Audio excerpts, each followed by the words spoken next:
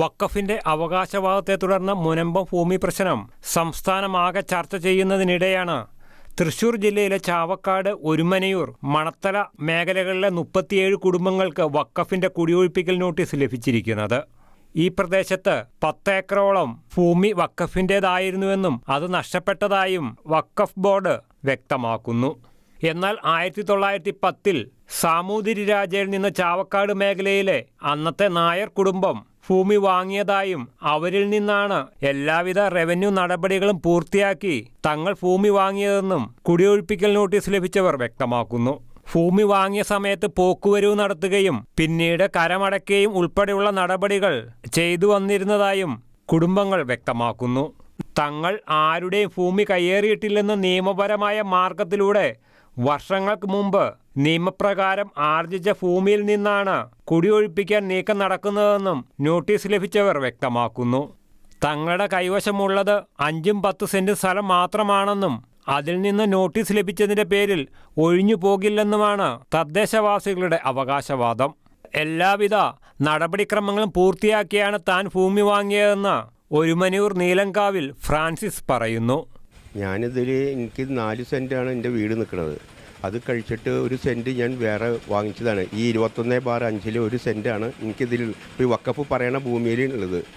ഞാനത് വില കൊടുത്ത് മേടിച്ചതാണ്. എനിക്കറിയില്ല വഖഫിൻ്റെ ആണോ എന്താണെന്നുള്ളത്. ഞാൻ 2011 രജിസ്റ്റർ ചെയ്തുള്ളതാണത്. അത് ഞാൻ വാങ്ങിച്ചത് മൂത്തേടത്ത് ബാഹുലേൻ്റെ എന്നാണ്. മൂത്തേടത്ത് ഇത് എൻ്റെ ആധാരത്തിലുണ്ടത് 1910 പണ്ടാരത്തിൽ സാമൂതിരി രാജാവ് പുഴുക്കൽ തറവാടിന് കൊടുത്തതെന്നും ഒരു നായന്മാരെ വലിയൊരു തറവാടാണത്. നായന്മാരാണ് അവർ. ആ തറവാട്ടുകാരാണ് ബാഹുലേന് അവരുടെ ഭാഗപത്രത്തിൽ സത്യഭാമയ്ക്ക് കിട്ടിയ സത്യഭാമയാണ് ബാഹുലേന് കൊടുക്കുന്നത്. ആ ബാഹുലേൻ്റെക്ക് നിന്നാണ് ഞാനൊരു സെൻറ്റ്, ഇവിടെ ഒരു വഴിയാണ് ഇങ്ങനെ പോകുന്നത്. ആ വഴി കഴിച്ചിട്ട് വരുന്നൊരു ബാക്കിയുള്ള ഒരു സെൻറ്റ് തികയില്ല എനിക്ക്.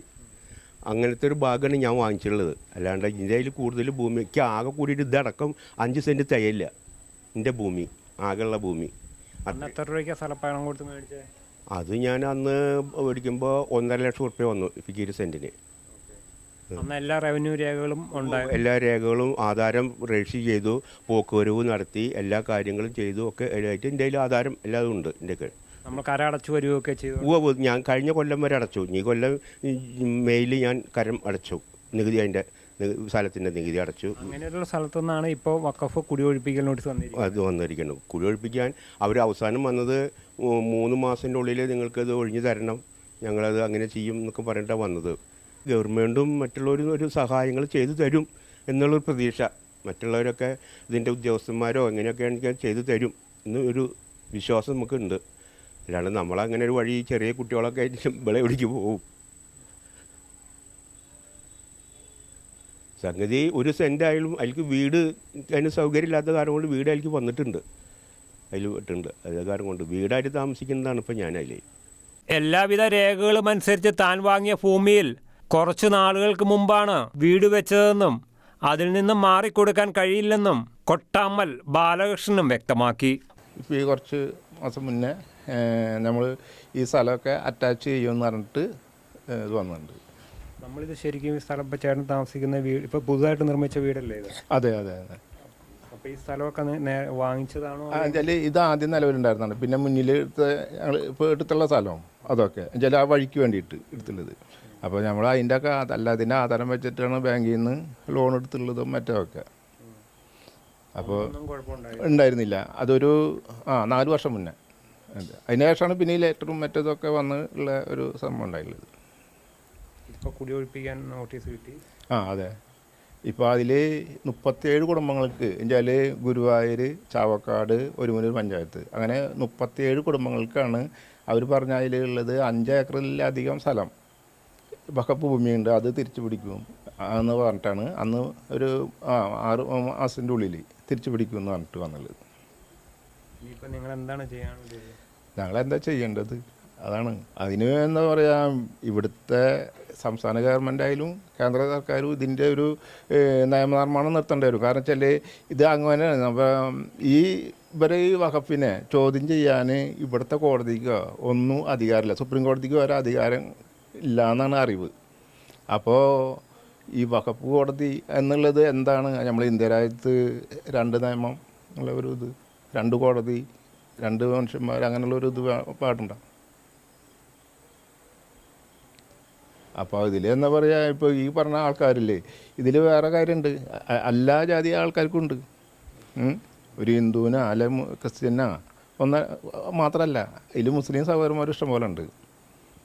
അപ്പോൾ ഇവരെ എന്താണ് നിലപാട് എന്നൊന്നും അറിയാം. ഇപ്പോൾ ഇതിൻ്റെ കയ്യിലുള്ള മീൻ ഉണ്ടല്ലോ, 1910 വരെ സാമൂതിരി പണ്ടാരം വകയാണ്.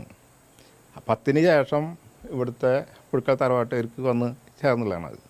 അവർ പിന്നെ 69-ലാണ് പിന്നെ മൂത്തെടുത്ത് ബാബുലേട്ടന് കൊടുക്കുന്നത്.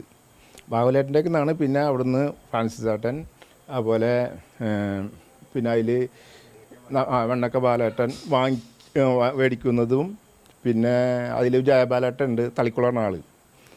അങ്ങോരും ഇതൊക്കെ അങ്ങോർക്കാണ് ഇപ്പോൾ ഇതിൽ കൂടുതൽ സ്ഥലമുള്ളത്, ഈ ജയബാലേട്ടൻ്റെക്ക്. അപ്പോൾ ഞങ്ങളാണെങ്കിൽ ഇപ്പോൾ ഒരു 5 സെൻറ്റ് സ്ഥലം ആണ് ഇപ്പോൾ ഈ വീട് വെക്കേണ്ട ഒരു ഇതിന് വാങ്ങിച്ചുള്ളത്. അതുപോലെ തന്നെ അപ്പുറത്തുള്ളതും ഒക്കെ അങ്ങനെ തന്നെ. പിന്നെ ഇതിലാണെങ്കിൽ പട്ടയ ഭൂമിയുണ്ട്, ഈ 10 സെൻറ്റ് അവകാശം കിട്ടിയുള്ള ഭൂമിയുണ്ട് തൊട്ടപ്പുറത്ത്. അവർക്കും എല്ലാവർക്കും ഉണ്ട് ഇതിൽ. വഖഫിന്റെ കുടിയേർക്ക് നോട്ടീസ് ലഭിച്ചവരിൽ ക്രിസ്ത്യൻ, ഹിന്ദു, മുസ്ലിം കുടുംബങ്ങളും ഉൾപ്പെടും.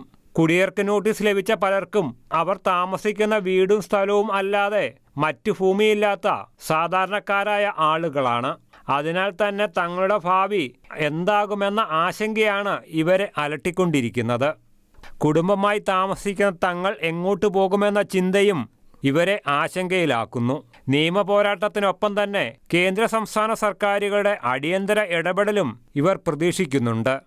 നീതിക്കായുള്ള പോരാട്ടത്തിൽ ന്യായമായ പരിഹാരമുണ്ടാകുമെന്ന പ്രതീക്ഷയിലാണ് ഇവർ മുന്നോട്ടു പോകുന്നത്. ഷെഗിന ന്യൂസ് ബ്യൂറോ, തൃശൂർ.